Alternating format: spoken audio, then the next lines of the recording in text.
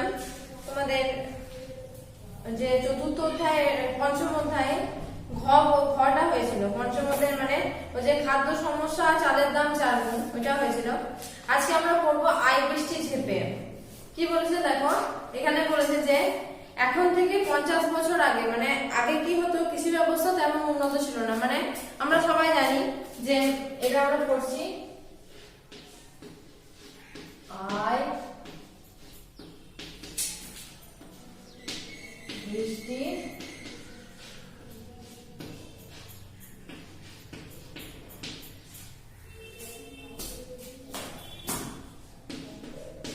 দেখো আগেকার দিনে কি হতো, কৃষি ব্যবস্থা এতটা উন্নত ছিল না। সেই সময় কি করা হতো, এত উচ্চ ফলনশীল বীজও ছিল না। তারপরে সেই সময় অত ট্রাক্টর মানে পাওয়ার টিলার, হারভেস্টার এসব কিছুই ছিল না, তাই তো। সেই সময় অত রাসায়নিক সার বা কীটনাশক কিছুই সেরকম উন্নত ছিল না। তো কি যে সেই সময় কি করা হতো না, লোহার ব্যবহার শেখার পর কি করলো মানুষ আস্তে আস্তে আবার তারা চাষ করতে শুরু করলো, ফসল ফলাতে শুরু করলো। তারপরে কি যে লাঙ্গল, প্রথমে তারা কাঠের লাঙ্গল ব্যবহার করতো। কাঠের লাঙ্গলের পরিবর্তে যখন দুটো মানুষ যখন কাঠের লাঙ্গল ব্যবহার করতো, দুদিকে দুটো মানুষ, আস্তে আস্তে তারা পশুপালন করতে শিখলো। পশুপালন করার ফলে একদিকে পশু কাজে লাগাতো, একদিকে নিজেরা পরিশ্রম করতো। তারপরে যখন তারা লোহার ব্যবহার শিখলো, তখন তারা কি করলো, কাঠের ফলার বদলে লোহার ফলা ব্যবহার করতে শুরু করলো। তো এভাবে আস্তে আস্তে কৃষিকাজের উন্নতি ঘটলো। কিন্তু কৃষিকাজের উন্নতি ঘটলে তো শুধু মানে আমাদের যন্ত্রপাতি বা সার বা আমাদের বীজ নিয়ে তো আমাদের চাষ হবে না। আমাদের চাষ করতে গেলে সব থেকে দরকার কি না, জল। তো জলের জন্য আমাদের কি করতে হয়, প্রকৃতির উপর নির্ভর করতে হয় জলের জন্য। সেই সময় কি তখন এতটা উন্নত ছিল না সমাজ, তাই সে সময় এটা আমরা এখন কি ব্যবহার করছি, ডিপ টিউবওয়েল ব্যবহার করছি, সাবমার্সাল ব্যবহার করছি, শ্যালো ব্যবহার করছি, কিন্তু সে সময় কিন্তু সেটা ছিল না। তাই কি করতে হতো, মানুষকে কি করতো, চাষবাস করার জন্য মানুষকে প্রকৃতির উপর নির্ভর করতে হতো। তো তারা কি করবে, যে বৃষ্টি না হলে, প্রকৃতি থেকে বৃষ্টি না হলে তো ফসল ফলানো সম্ভব নয়। তাই কি করলো, তারা কি আস্তে আস্তে যখন তারা উন্নত হতে শুরু করলো, তখন বৃষ্টির সময় তারা কি করলো, আস্তে আস্তে পুকুর কেটে বা খাল কেটে কি করলো, সে বৃষ্টির জলটাকে ধরে রাখার চেষ্টা করলো, যাতে তাদের চাষবাসের ক্ষেত্রে কোনো অসুবিধা না হয়। তারপরে কি করলো, যে জলাশয় জল ধরে রাখার জন্য ডোঙার সাহায্যে তুলে সেচ ব্যবস্থা চালু করলো। মানে তোমরা হয়তো অনেকে দেখেছো কি অনেকে দেখোনি, যে ডোঙা হচ্ছে যে পুকুর, বড় পুকুর কেটে ধরো আমরা জল ধরে রাখছি, বৃষ্টির জল। সেই পুকুরে কি করা হয় না, নৌকার মতো একটা লোহার জিনিস থাকে, সেটা কি করা হয়, সেটা কি একদিকে মানে নৌকার মতো দুদিকে কোন টাইপের থাকে। তো ওই একদিকে ওই পুকুরে জলে ওই কোনটাকে চুবিয়ে আর একদিকে এরকম ফেলে দেওয়া হয়, মানে মাঠের দিকে ফেলে দেওয়া হয়। একদিকে মুখটা থাকে পুকুরের দিকে, একদিকে মুখটা থাকে মাঠের দিকে। একদিকে জলটা ভরে আর একদিকে ঢেলে দিই, ওটাকে ডোঙ্গর বলা হয়, ঠিক আছে। তো ডোঙ্গরের সাহায্যে তখন কি করলো, আস্তে তারা সেচ ব্যবস্থা চালু করলো।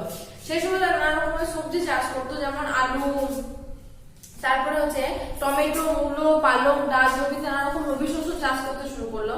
তো সেই সময় রাসায়নিক সার বা কীটনাশক সার সেরকম ছিল না, তারা ব্যবহার করতো কি সার, গোবর সার বা কম্পোস্ট সার।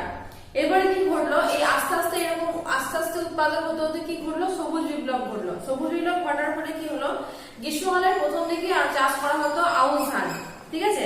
তাহলে গ্রীষ্মের প্রথমে কি চাষ করা হতো, গ্রীষ্মে চাষ করা হতো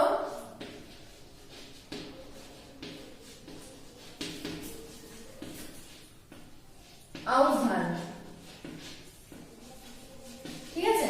তাহলে গ্রীষ্মকালে তারা কি চাষ করতো, প্রথমে চাষ করা হতো আউশ ধান। সেই জমিতে কি হতো, যখন বর্ষার মাঝামাঝি সময় আসতো, তখন কি হতো, আউশ ধান কেটে খামারে আনা হতো, কারণ সেই সময় আবার নতুন ধানের চাষ শুরু হতো। আউশ ধানটা কি করা হতো, বর্ষার সময়, যখন বর্ষার সময় কি করা হতো, সেই আউশ ধান কেটে খামারে তোলা হতো। তার পরিবর্তে চাষ করা হতো আমন ধানের, ঠিক আছে। সে সময় আমন ধানের বীজ রোপণ করে আমন ধানের চাষ করা হতো। সেই আমন ধান কখন উঠতো, অগ্রহায়ণ মাসে, ঠিক আছে। তো অগ্রহায়ণ মাসে কি করা হতো, সেই খামারে আনা হতো সেই আমন ধানকে। তারপরে কি করা হতো না, সেটাকে কোনো কাঠের তক্তার মধ্যে বা কোনো শক্ত কোনো কাঠের মধ্যে সেটাকে সেগুলোকে জোরে জোরে মেরে সেগুলোকে ঝরানো হতো, ঠিক আছে। তারপরে সেটাকে শক্ত কোনো দড়ি দিয়ে বা খড়ের কোনো খড়টাকে অনেকগুলো খড় দিয়ে সেগুলোকে দড়ির মতো করে সেগুলোকে বেঁধে রাখা হতো। তারপরে আস্তে আস্তে কি হলো, আউশ ধান আমন ধান ওঠার ফলে সেই একই জমিতে কি করা হতো, পাট চাষ শুরু হলো। পাট চাষ করা হতো। পাট চাষের ফলে কি, পাট চাষে কি করা হতো না, ওই জলের মধ্যে যখন জল হতো বৃষ্টি জলে, সেই পাট চাষটাকে কি করা, পাটগুলোকে কি করা হতো, জলের মধ্যে ফেলে রাখা হতো। সেখান থেকে যখন আঁশ বেরোতো, সেই আঁশটাকে নেওয়া হতো, মানে সংগ্রহ করা হতো।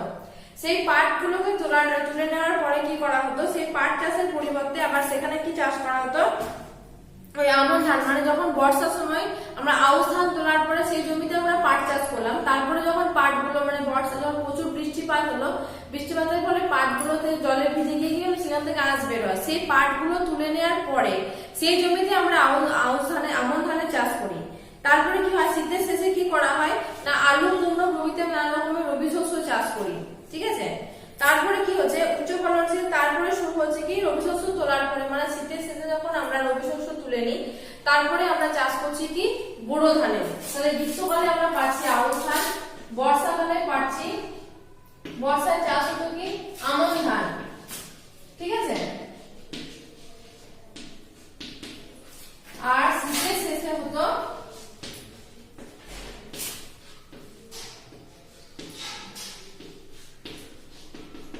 চাষ হতো বোরো ধান।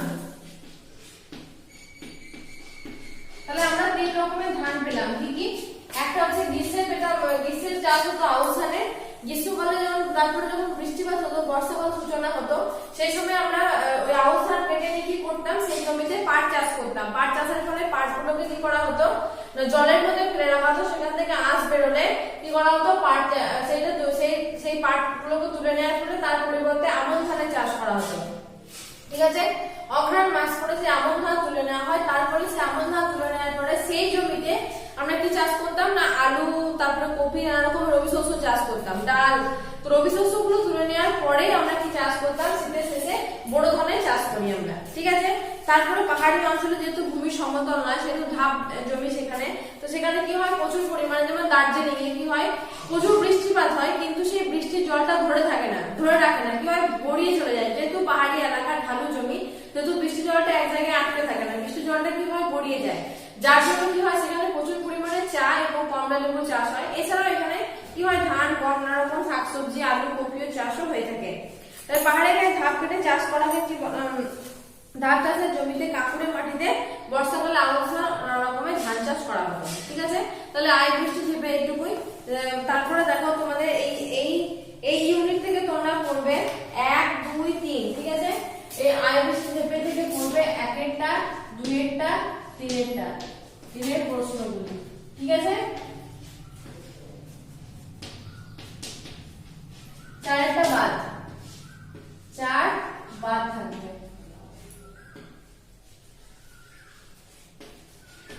4-এরটা বাদ থাকবে। ঠিক আছে, তারপরে দেখো আছে ওরে বৃষ্টি দূরে যা। পরের ইউনিট হচ্ছে আমাদের ওরে বৃষ্টি দূরে যা।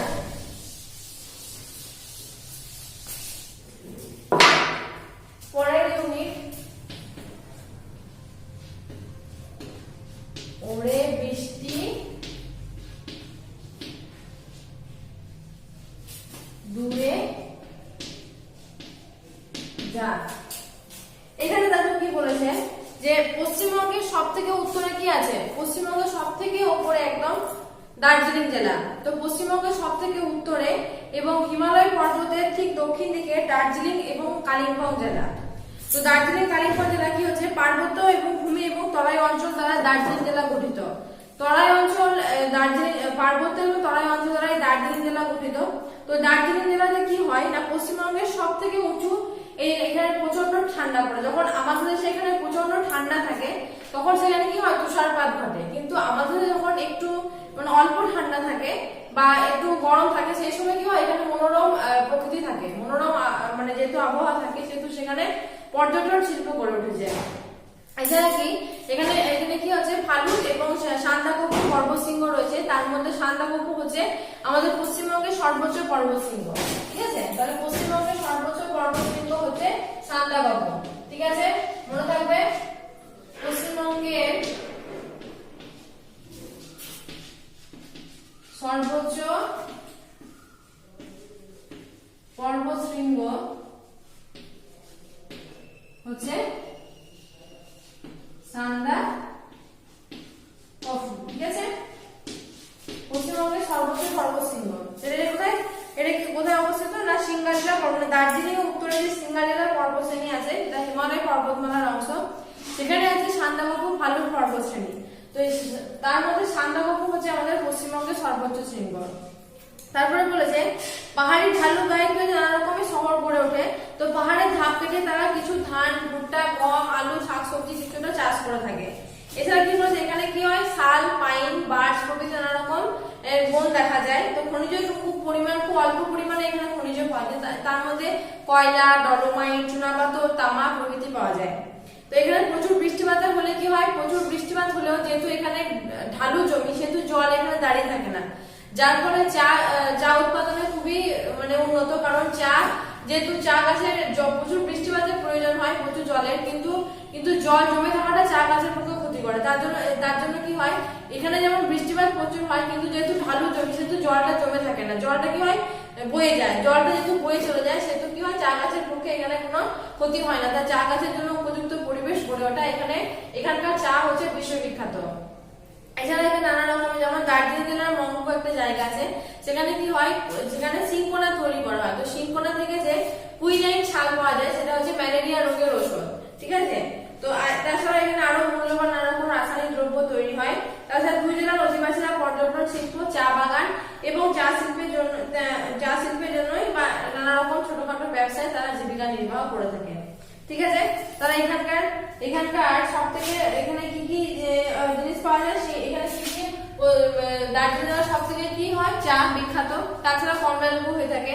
তাছাড়া দার্জিলিং জেলার মংসুতে কি হয় সিংকোনা চাষ করা হয়। সেই সিংকোনা ছাল থেকে কি হয় কুইনাইন প্রস্তুত করা হয়, ম্যালেরিয়ার ওষুধ কুইনাইন প্রস্তুত করা হয়। ঠিক আছে, তাহলে কি আমরা পেলাম পশ্চিমবঙ্গের উত্তর দিকে এবং হিমালয়ের দক্ষিণ দিকে অবস্থিত হচ্ছে দার্জিলিং কালিম্পং জেলা।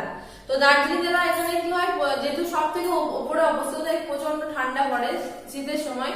আর এমনি সময় যখন আমাদের অল্প ঠান্ডা গ্রীষ্মের সময় বা হালকা শীতের সময় কি হয় সেখানে মনোরম পরিবেশ বিরাজ করে। তো যার ফলে সেখানে পর্যটন শিল্প গড়ে উঠেছে। তো দার্জিলিং হিমালয়ের পর্বতশ্রেণীর অংশ হচ্ছে যে সান্দাকফু ফালুট। তো সেই সান্দাকফু হচ্ছে আমাদের পশ্চিমবঙ্গের সর্বোচ্চ শৃঙ্গ। তাছাড়া পাহাড়ের ঢালু গায়ে ছোট ছোট শহর গড়ে উঠেছে, সেখানে তারা পাহাড়ের ধাপ কেটে নানা রকম ছোট ছোট চাষও করে থাকে, যেমন ধান, ভুট্টা, আলু, নানা রকম শাকসবজি, কপি এরকম চাষ করে থাকে। এখানে খুব অল্প পরিমাণে খনিজ সম্পদ পাওয়া যায়, যেমন কয়লা, চুনাপাথর, ডলোমাইট, তামা প্রভৃতি। তাছাড়া কি এখানে কি হয় না চা এখানকার বিশ্ববিখ্যাত, কারণ এখানে চা গাছের জন্য প্রচুর পরিমাণে বৃষ্টিপাতের প্রয়োজন হয়। এখানে প্রচুর বৃষ্টিপাত হলো যেহেতু পাহাড়ি ও ঢালু জমি সেহেতু জলটা দাঁড়িয়ে থাকে না, কারণ চা গাছ সে জল দাঁড়িয়ে থাকাটা চা গাছের উপর ক্ষতি করে। তাই যেহেতু ঢালু জমি সেহেতু জল দাঁড়িয়ে থাকতে পারে না, সেজন্য কি হয় এখানে চা গাছের পক্ষে কোনো ক্ষতি হয় না। তাই চা গাছের এখানে চা হচ্ছে বিশ্ববিখ্যাত। এছাড়া দার্জিলিং জেলার মংপু বলে একটা জায়গা, সেখানে কি হয় সিংকোনা চাষ করা হয়। সেই সিংকোনার ছাল থেকে কি হয় কুইনাইন ওষুধ প্রস্তুত করা হয়, যেটা ম্যালেরিয়া রোগের ক্ষেত্রে খুবই গুরুত্বপূর্ণ। আর এছাড়া এখানকার অধিবাসীরা কি করে পর্যটন শিল্প, চা শিল্প, নানা রকম ছোট ছোট ব্যবসার সঙ্গে তারা যুক্ত আছে। এই ইউনিটে তোমরা পড়বে 1, 2 আর 3। ঠিক আছে, এই ইউনিটে থেকে পড়বে তোমরা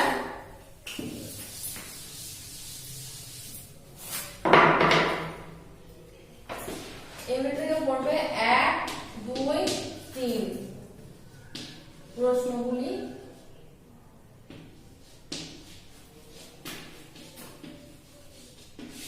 আর 4 দাগেরটা বাদ থাকবে। ঠিক আছে, 4 দাগেরটা বাদ থাকবে। এবার 6 হচ্ছে তরাই, মালদা, দক্ষিণ দিনাজপুরের কৃষি। 6 ইউনিটের আছে আমাদের তরাই, মালদহ ও দক্ষিণ দিনাজপুরের কৃষি।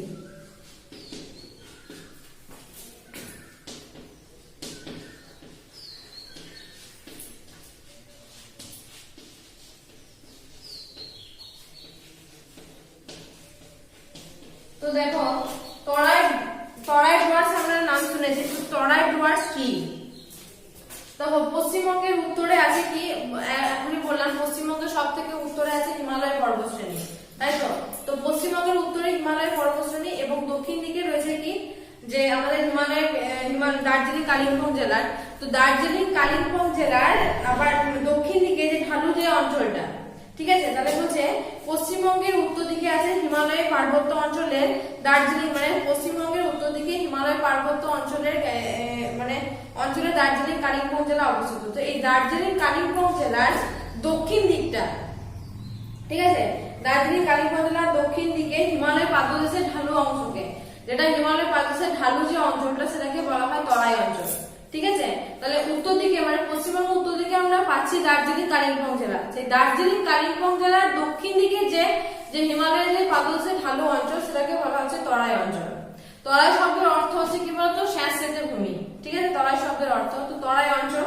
এবার বলছে যে আমাদের দার্জিলিং জেলার উপর দিয়ে তিস্তা মহানন্দা নদী প্রবাহিত হয়, তো তিস্তা নদীর পশ্চিম দিকটা হচ্ছে তরাই অঞ্চল, আর পূর্ব দিকটা হচ্ছে ডুয়ার্স অঞ্চল। তো ডুয়ার্স অঞ্চল কোনটা পড়ছে, আলিপুরদুয়ার জেলা হচ্ছে ডুয়ার্স অঞ্চলের অন্তর্ভুক্ত, আর তরাই অঞ্চল পড়ছে জলপাইগুড়ি জেলা, ঠিক আছে, জলপাইগুড়ি দার্জিলিং জেলা।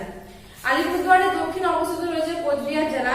আলিপুরদুয়ারের বেশিরভাগ অংশই ডুয়ার্স অঞ্চলের অন্তর্গত। এখানে তিস্তা মহানন্দা আত্রাই প্রভৃতি নদী কিন্তু প্রবাহিত হয়েছে। তো দার্জিলিং জেলা দেখো বলছে দার্জিলিং জেলার দক্ষিণ অংশে শিলিগুড়ি অবস্থিত। সেই শিলিগুড়ি জেলার দক্ষিণ দিকে হচ্ছে উত্তর দিনাজপুর জেলা, উত্তর দিনাজপুর জেলার আবার দক্ষিণ দিকে হচ্ছে দক্ষিণ দিনাজপুর জেলা অবস্থিত, ঠিক আছে। তাহলে কি যে দার্জিলিং জেলার দক্ষিণ দিকে আমরা পাচ্ছি শিলিগুড়ি, শিলিগুড়ি দক্ষিণ দিকে আমরা পাচ্ছি উত্তর দিনাজপুর জেলা, আর উত্তর দিনাজপুর জেলা দক্ষিণ দিকে হচ্ছে দক্ষিণ দিনাজপুর জেলা অবস্থিত। তো তরাই ডুয়ার্স অঞ্চলে উর্বর পলিমাটি এবং পাহাড়ের গায়ে ঢালু জমিতে প্রচুর বৃষ্টিপাত হয় কিন্তু জল জমে না। এখানে যেহেতু প্রচুর বৃষ্টিপাত হয়, জল জমে না, ফলে এখানে প্রচুর পরিমাণে চা, কমলা লেবু প্রভৃতি চাষ হয়। তো এখানে নানা রকম বাদাম শাকসবজি জন্মায়, এখানে আনারস এবং কলাও বিখ্যাত, এখানে কমলা লেবু, ফলে বৃষ্টিপাত হয় বেশি দার্জিলিং এর চেয়ে কম কিন্তু সমতলের চেয়ে বেশি। এখানে দার্জিলিং এ যে বৃষ্টিপাত হয় তার থেকে আবার সমতলে যা বৃষ্টিপাত হয় মানে সমভূমিতে তার থেকে এখানে বেশি বৃষ্টিপাত হয়, কিন্তু দার্জিলিং এর থেকে কম বৃষ্টিপাত হয়, মানে দার্জিলিং এ যে পরিমাণ বৃষ্টিপাত হয় তার থেকে কম, আর আমাদের সমভূমিতে যে বৃষ্টিপাত হয় তার থেকে বেশি বৃষ্টিপাত হয়। তিস্তা, তোরসা, জলঢাকা প্রভৃতি নদী বয়ে গেছে। আর দক্ষিণ দিনাজপুরের ভূমিটা হচ্ছে সমতল, তাই এখানে সমভূমির উপর দিয়ে নানা রকম আত্রাই, পুনর্ভবা, টাঙ্গন প্রভৃতি নদী প্রবাহিত হয়েছে। এই নদীর জন্য এখানে ধান, পাট, নানা রকম শাকসবজি চাষ করা হয়, এখানে প্রচুর ধানও উৎপন্ন হয়। এবার বলেছে এখানে রেশম উৎপন্ন করা হয় কোথায়, মালদা। দেখো তারপরে বলেছে যে মালদা সমভূমির উপর দিয়ে বয়ে গেছে আমাদের গঙ্গা মহানন্দা নদী। তো এই জেলার প্রধান কৃষিজ ফসল হচ্ছে ধান, গম, কিন্তু এখানে প্রচুর আম উৎপন্ন হয়। আম উৎপন্ন ফজলি আমের জন্য বিখ্যাত, মালদা জেলা ফজলি আমের জন্য বিখ্যাত, আমরা সবাই জানি। তাছাড়া এখানে কি হয়, তুঁত চাষ করা হয়, ঠিক আছে, রেশম উৎপন্ন করা হয়। তো যেহেতু তো রেশম কি বলেছে, রেশম উৎপাদনের জন্য তুঁত গাছ খুবই মানে তুঁত চাষ করা হয়। রেশম কীটের জন্য কি হয়, রেশম কীটটা কি করে না, তুঁত গাছটা হচ্ছে রেশম কীটের প্রধান খাদ্য, যেহেতু রেশম কীটের প্রধান খাদ্য তুঁত, সেই জন্য এখানে প্রচুর পরিমাণে তুঁত চাষ করা হয়, ঠিক আছে। তো এটা হচ্ছে আমাদের কি বলে তরাই মালদা দক্ষিণ দিনাজপুর জেলা। বললাম কি যে পশ্চিমবঙ্গ উত্তর দিকে আমাদের দার্জিলিং জেলা, তার দক্ষিণ অংশটা মানে তার দক্ষিণ দিকে যে হিমালয়ের ঢালু অংশ সেটাকে বলা হয় তরাই অঞ্চল। তো এই যে দার্জিলিং জেলার ওপরে কি হয়, নদী যে তিস্তা নদী পেরিয়ে গেছে, কিন্তু তিস্তা নদীর পূর্ব দিকটা হচ্ছে আমাদের ডুয়ার্স অঞ্চল, আর পশ্চিম দিকটা হচ্ছে তরাই অঞ্চল। তো তরাই অঞ্চলের মধ্যে পড়ছে আমাদের কি জলপাইগুড়ি জেলা, আর ডুয়ার্স অঞ্চলের মধ্যে পড়ছে আলিপুরদুয়ার। আলিপুরদুয়ারের বেশিরভাগ অংশটা হচ্ছে ডুয়ার্স অঞ্চলের অন্তর্গত। এখানে কি হয়, প্রচুর পরিমাণে শাকসবজি, নানা রকমের শাকসবজি চাষ করা হয়। তো আবার কি বলেছে, তিস্তা নদীর পশ্চিম দিকে দেখো দার্জিলিং জেলার দক্ষিণ অংশ শিলিগুড়ি, তার দক্ষিণ দিকে হচ্ছে উত্তর দিনাজপুর জেলা, আবার উত্তর দিনাজপুরের দক্ষিণ দিকে দক্ষিণ দিনাজপুর জেলা অবস্থিত। তো এখানে তরাই ডুয়ার্স অঞ্চল উর্বর মাটি এবং এখানে প্রচুর পাহাড়ের ঢালু জমিতে প্রচুর বৃষ্টিপাত হয় কিন্তু জল জমে না, যার ফলে এখানে নানা রকমের শাকসবজি চাষ করা হয়। তারপর নানা রকমের বাদাম, গম, তামাক প্রভৃতি চাষ করা হয়। এখানে কমলা লেবু হয়ে থাকে, আনারস, কলা যেখানে এখানে বিখ্যাত। এছাড়া এখানে বৃষ্টিপাত বেশি হয়, দার্জিলিং এর চেয়ে কম কিন্তু সমভূমির চেয়ে বেশি বৃষ্টিপাত হয়। এবার কি বলছে, দক্ষিণ দিনাজপুর জেলার ভূমিটা সমতল, এখানে কি হয়, এখানেও ধান, গম, পাট প্রভৃতি উৎপন্ন হয়, আখ, সরষে চাষ হয়। এখানে ধান উৎপন্ন হয়, এখানে আম, জাম, লিচু, কাঁঠাল উৎপন্ন হয়, একটা রেশম উৎপাদন করা হয়। আর মালদা জেলাতে কি প্রধান ফসল হচ্ছে ধান। তাছাড়া এখানে যেহেতু এখানে আমের জন্য বিখ্যাত, ফজলি আমের জন্য বিখ্যাত মালদা জেলা, তাছাড়া এখানে তুঁত চাষ করা হয়, রেশম কীটের প্রধান খাদ্য হচ্ছে দুধ, সেজন্য এখানে প্রচুর দুধ চাষ করা হয়। তো এই ইউনিটে তোমরা পড়বে 1, 2, 3 আর 4, ঠিক আছে? এই ইউনিটে পড়বে 1, 2, 3 আর 4 প্রশ্নগুলি, ঠিক আছে? আর 5টা বাদ থাকবে, 5 নম্বরটা বাদ থাকবে, ঠিক আছে?